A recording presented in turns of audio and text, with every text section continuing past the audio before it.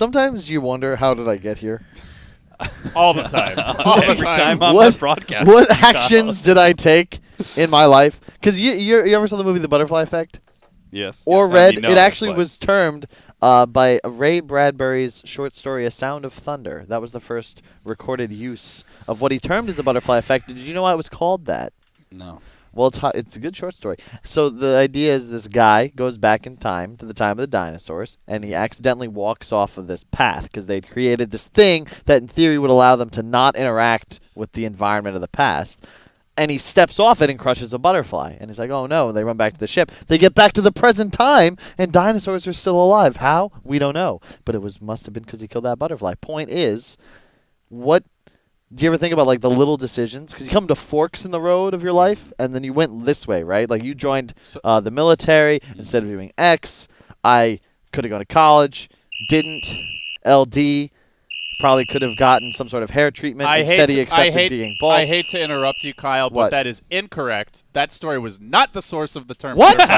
What? Rather, that term was coined in 1972 by meteorologist Edward Lorenz in describing how small changes at one place can lead to large differences and is tied to chaos theory. His theoretical example was that of a hurricane's formation being contingent on whether a distant butterfly had flapped its wings several weeks before. Wait. You hit the whistle again. Where's hit the whistle again? A Sound of Thunder was published in 1952 on June 28th. And that is just one. The term. What's the We're source? talking about What's the source? origin of the term. What's the source? The butterfly. Some random-ass website, Yeah. LD. You It's should the know better. Washington This Post. is not accredited. It is the Washington Post. It is And a you know who owns sought that? and You know respected who owns the publication. Washington Post? Jeff Bezos. Know what else he owns? Amazon. And you can trust his facts? I trust Amazon. They're the reason why all these beautiful people that put you into a job and pay your bills are able to watch and enjoy your content. Yeah, you're right. I love Amazon, and I especially love their Twitch. Platform, I love Twitch platform. And you love subs. Prime and subs Prime, especially. and you should use Prime. Yes. BTS has some dang faces. I am also checking Wikipedia, Kyle. It says it's most closely associated with Edward Lorenz, the meteorologist. But does it also mention Bradbury? Well, it actually says in the Vocation of Man, 1800, Johann Gottlieb Fichte, I don't know how you say that, says, you could not remove a single grain of sand from its place without thereby changing something throughout all parts of the immeasurable whole. So if we really want to go back, then we got to go to 1800. All right. But it was a good story. That Until you is- started talking about my hair. That was uncalled Damn. for. If you just stayed away from the hair, I LD would've let it never would slide. have called it. Well, no, see, here's what I've learned with dealing with Kyle is like if I actually start Googling, usually it's just all bullshit. But I kind of enjoy just letting it, disseminating all this half-baked information to the world. It is amazing, though, how many lies can be spawned from just that one kernel of truth. Yeah, you know how many people probably have spewed your same bullshit after listening to it on a broadcast and then have said it, and they're like, and they put it into their college essay paper or something like that. Well, there's an effect. I believe its name is like the Motley effect, where you actually are more likely, and it happens faster, to get a right answer on the internet by posting the wrong answer instead of a question. No, again. So you just answer the question. I'm very solid on this. That's the Kyle effect. No. That is definitely the Kyle effect. It's definitely not. It's definitely... I Googled Motley effect, and I got cause and effect Motley Crue. Yeah, well, that's not the real name, but that's the joke, right? Okay. Because someone will I never correct know me with and you, think Kyle. You should know me at least that well. Yeah, this is a really aggressive lineup from Ascomanni. They're not trying to draw out the game with their Naga Siren. They immediately picked up the Gyrocopter first pick and set a tempo. They said, hey, we're going to run at you, and Ninjas the Pyjamas are going to try and deal with that pressure as best as possible. Last pick, SF, but not the true last pick. SF is not a great hero right now, and they don't even have final last pick. We I'm not sure how I feel saw about that. Toon playing him, unknown, punched their ticket to the major on the back of, amongst other things, in a Toon Shadow Fiend. Yeah, it was solid performance. But that was an overall last pick, I believe. This Abaddon hero is busted, though. 70% win in 100 games over the qualifiers. The Avertus, the curse is way too much. 100 attack speed, dude. Yeah. The curse does a lot. They push real hard, too, with the Jakiro jug as well. They're just you alacrity the jug, and he hits the curse. It's plus 200 attack speed. He will just melt towers. Everybody that was an Abaddon player complained about the Curse of Avernus and how it sucked. I was one of those people. You know what they did? They buffed the hell out of Abaddon's base stats. And then as a result, I think he's gotten like 20 more attack speed. I think he's gotten like 7 more agility. On top of that, he's gotten an armor increase as well.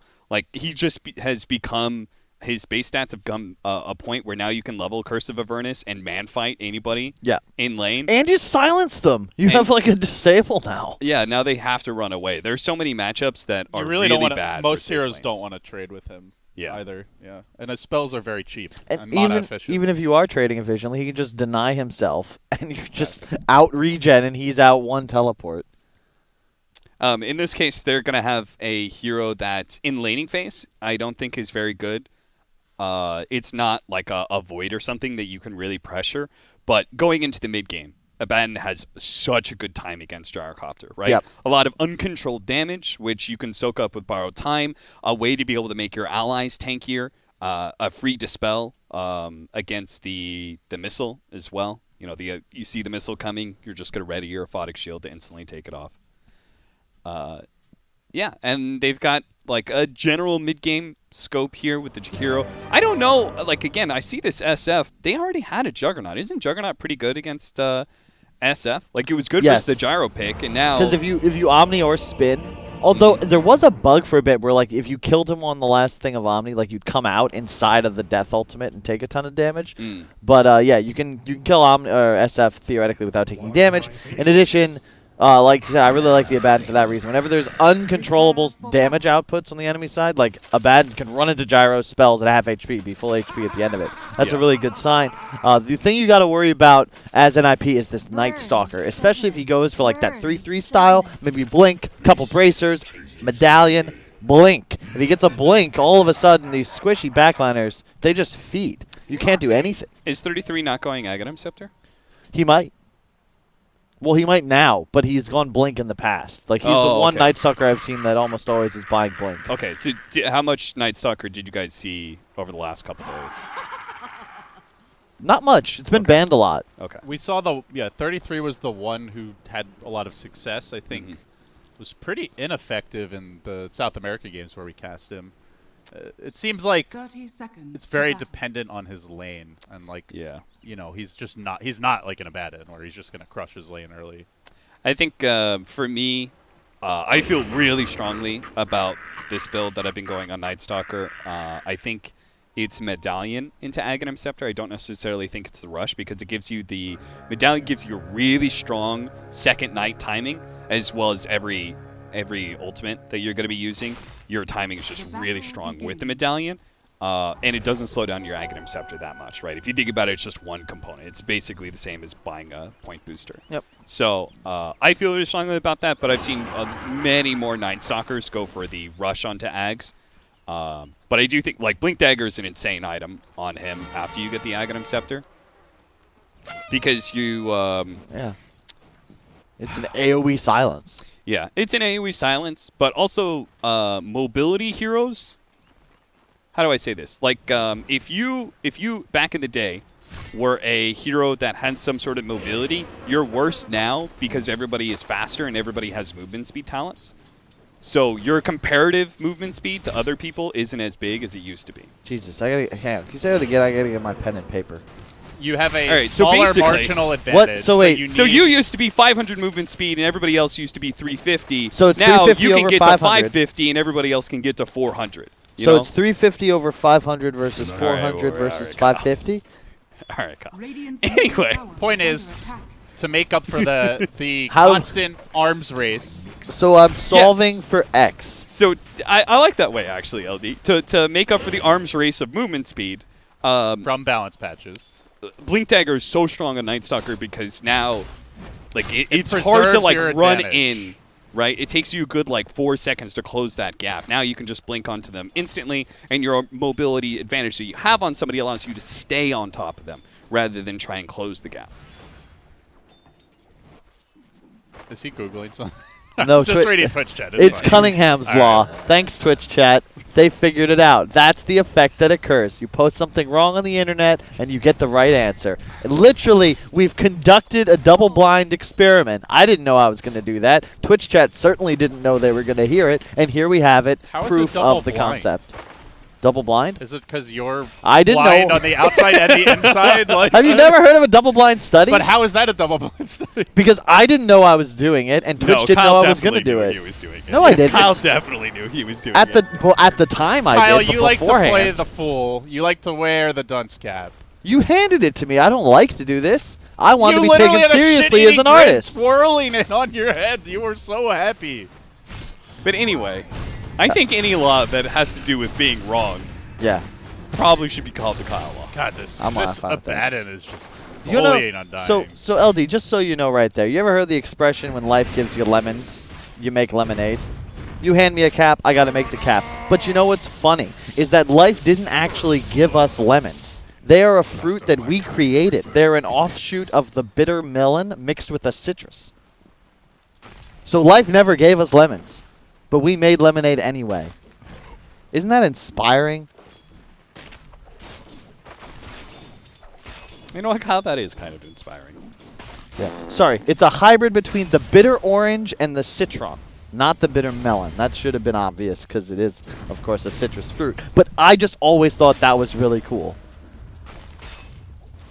So if life hasn't given you lemons yet, just hold out hope, folks at home. Things do look up, and tomorrow can always be better than today.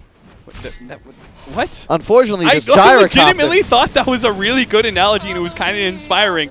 But isn't the whole point of it to like that life doesn't give you lemons? You have to go out there and make the lemons yourself. You gotta Yeah, grow if up, you gotta life plant hasn't them. given you lemons yet, it's okay. Life didn't give us lemons either. But you just gotta get out there and grind, hustle.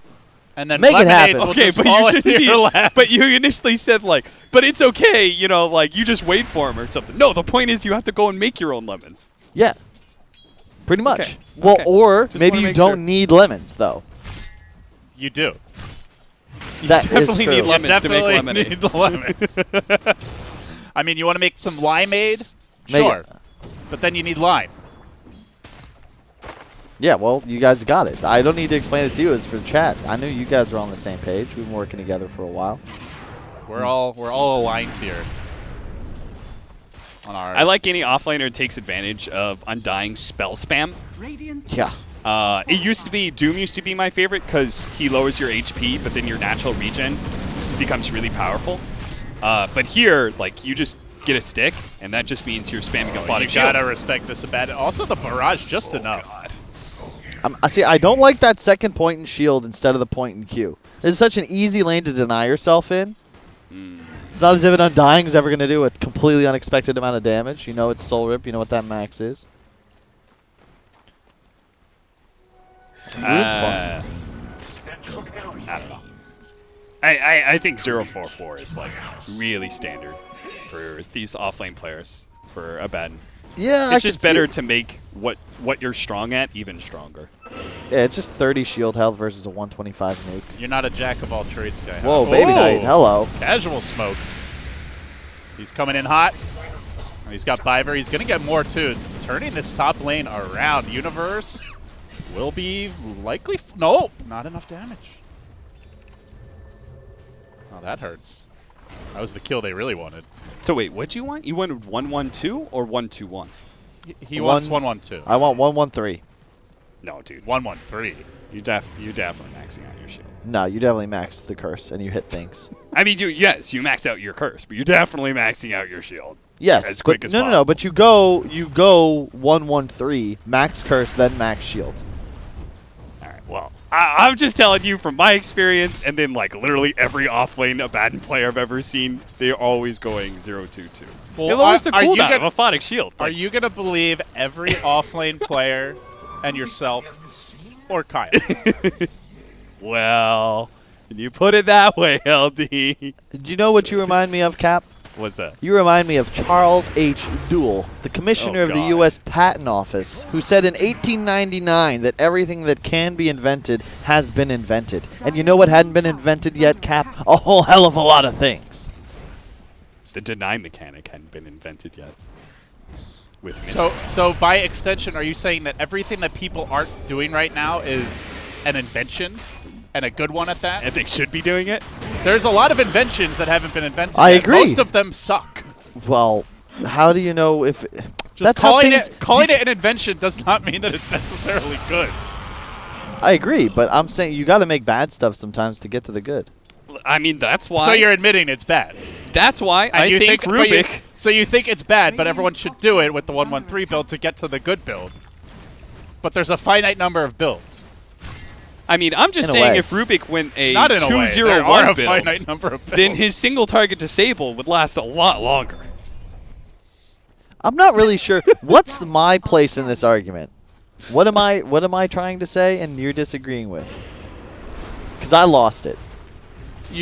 Well, LD's you point- were trying to sound smart by Googling quotes from a former patent office director.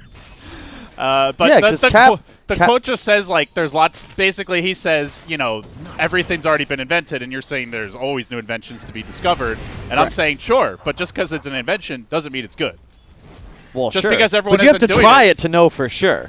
So But- basically, LD's point is, But yes, they have you tried can it. go That's 1-1-2, but do that you doesn't really mean it's do you good. really think these players haven't experimented on builds? Like, there's been a lot of experimentation. The other build works better. That's why everyone does it. But it's objectionable. Especially in modern Dota. I think that point applies more to like the Dota 1 days where everyone was very siloed.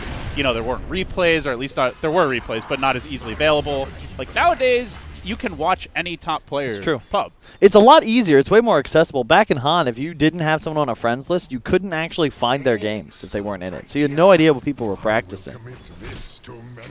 Yeah, and even if people have Smurfs, like you can still see what's going on in the high-level games. So you can still see experimentation, different builds. You can do your research from the comfort of your computer chair. Pro players also have to be really careful with their Smurfs. Yes. Because everybody roots out the Smurfs now. The Smurf detectors.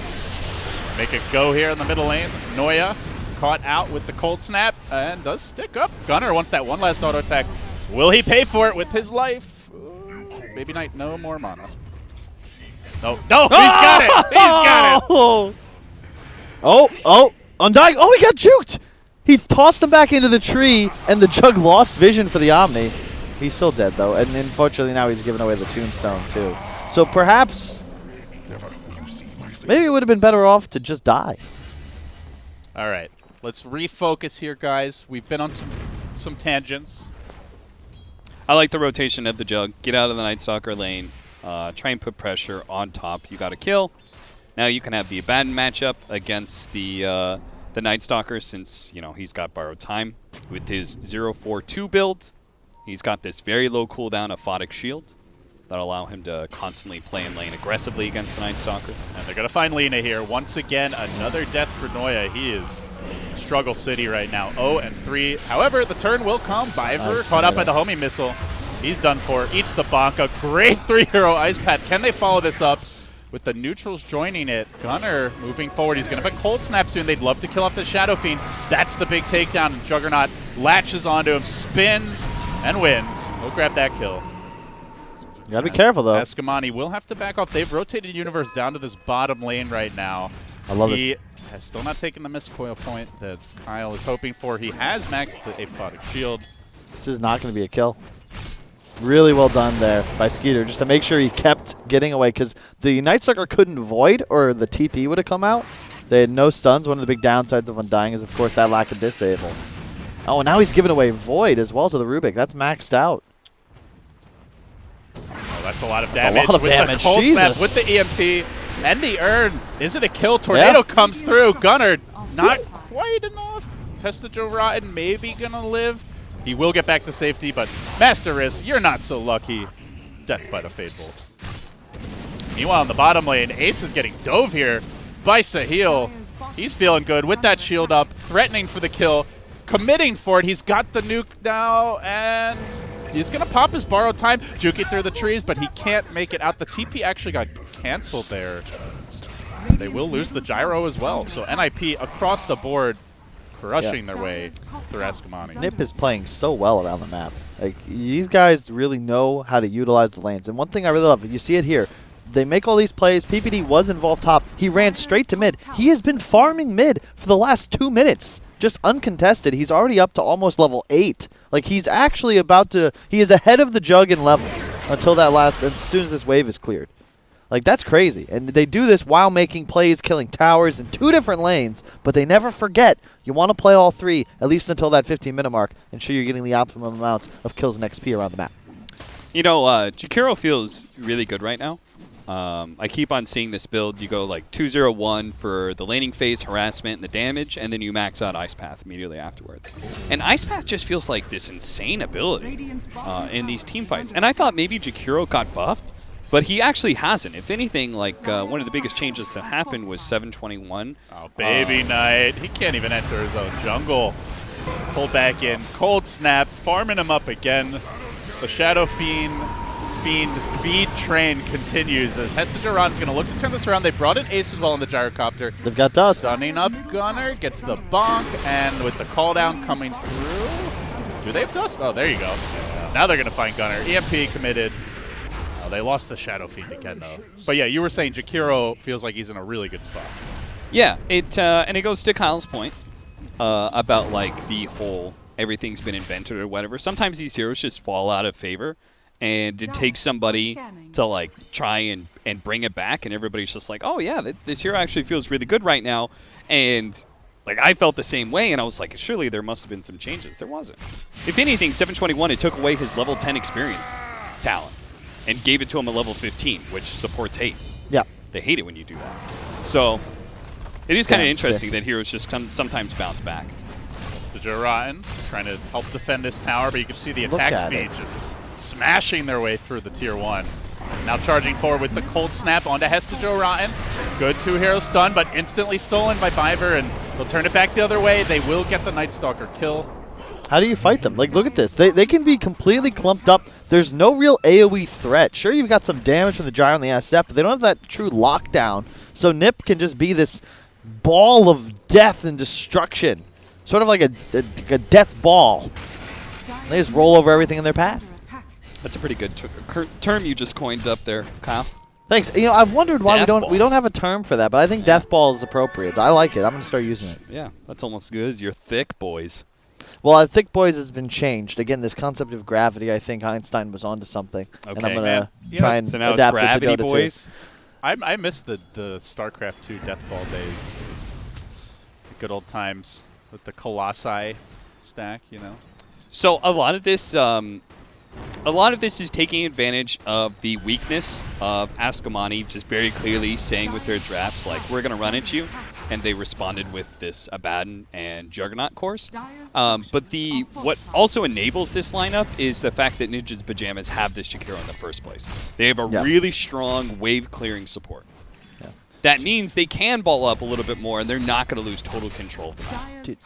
Oh, you're watching this tier 2 die? Sorry, I wanted to get into your point, but it's crazy to me, man. Like this was 3 creeps and 2 heroes, and they would be able to kill a tier 3 if they knew no one would come defend. It's just wild. And this is what Nip does that same thing. Like, Earn into Vessel on Gunner with the Bassi. Uni going for the Bracer, Wand, Vlad's. Drums into Maelstrom on the Jug. All of these heroes just buying up that cheaper item first so that they can continue to play aggressive. There are 4 heroes on the enemy side of the map, and you've got your hard support Jakiro playing the dead lane. Peter will probably die. Or bait. Or will he? Yeah, you're bad too. And sweeping around, but Universe is there. Heals him up. Gets the silence off on 2. They're really committing for this. The homie missile coming in. Do we see more TPs? No, they're also trying to fight in the middle lane. They found the Shadow Fiend again. Looks like Baby Knight is done for. And meanwhile, bottom slowly working on PPD. They'll kill him off. They get Universe. Force out that borrowed time, but kills just raining in. Baby Knight falls. Noya falls as well. A 2 for 2 around the map. Shadow Fiend just cannot stop dying. I'm surprised they got caught mid, but that was NIP. Just they threatened TPs towards bottom. 1 or 2 more rotates would have been able to alleviate that pressure, but they just can't middle and catch Shadow Fiend Lina trying to defend their tier 2. That's really nice. SF hates these kind of games. These heroes just run at you, and all these cores are able to buy these like early stat items that make it so your burst damage isn't as effective. He doesn't even have like a Yule's combo that you can really go for because Juggernaut's got innate magic immunity. You've got the so it's like hard to be able to burst him down. Technically, I think you can get it if it's perfect frame. You can get him before he gets Q. I could be wrong on that, though. Committing here. Want to kill off Hestajoran again. Man, he just melts. Tornado off the mark. Looks like he'll be able to get away. But NIP are really choking out Ascomanni for now. Ace is going to try to open things up. He finds PPD in the jungle, committing the call down for this. But the shield, the heal, they're going to turn it back the other way, and Ace is going to forfeit his life. I don't think he even gets the PPD kill. Diving under the shrine and pays the piper. Yeah, you can check out the Shadow Fiend's items real fast. This is kind of the issue with the hero, where he's got 6k net worth, right? But he doesn't have a real item yet. He's going to get a Yule's in just a moment. But it's 17.5 minutes, and all you've got are these like earlier stat items. No lockdown. Hang on, we got to fight. I think Nightstalker is very dead. He is so squishy. He really is. They just chew through him. Looking for Master Risk as well. Gunner in hot pursuit. Finds him with the Ghost Walk, giving the team a chance to catch up, and then they engage with the Ice Wall committed. Master Risk PPD's fighting will the tomb. be dying. PPD's dying to the tomb. He went up to place the ward, and he couldn't kill the tomb in time. The zombies got him. He got bitten by the walkers and now sleeps with the fishes. What? We're combining a few different universes here. Try to keep up. Where'd the sleeping with the fishes come? I couldn't. What was that supposed to? This is like the one time. Is PPD a mafia? Well, A mobster? First of all, he's on land. Second of all, he died to zombies. You're talking about like getting bitten by the walkers. Isn't he just gonna come back alive? He's not like a sleeping that's with a good the fishes. point. He's gonna come true. back. Oh, I should have said that. God, waits to be reanimated back in Fountain. They do get That's this more. PPD pick off. Fiverr now. He's stolen the Laguna Blade. He'll lob it back out onto Ace, but they are a bit disorganized here as the Omni flies through, kills off Noya. Just trying to engage. Moving forward, Hestajoran. He wants to deal with that healing ward, but he can't with the Cold Snap preventing it. Keeps them in fighting shape. Finally will finish it off. They keep on running backwards. Rubik buyback available. Universe borrowed time forced out. NIP, a headlong retreat for them.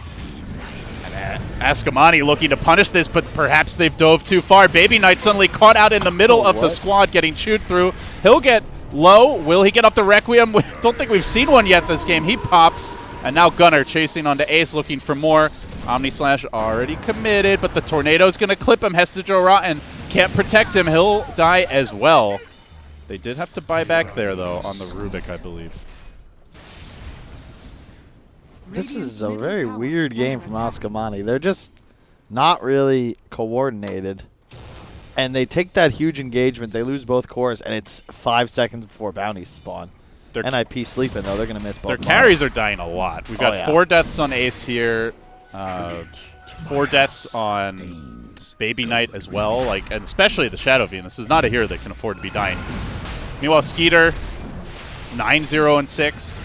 The Invokers died twice, but that, you could just see the difference in the net worth. And they're just, the more they're dying, the easier it is to get those next kills, with how good NIP is at chasing, especially.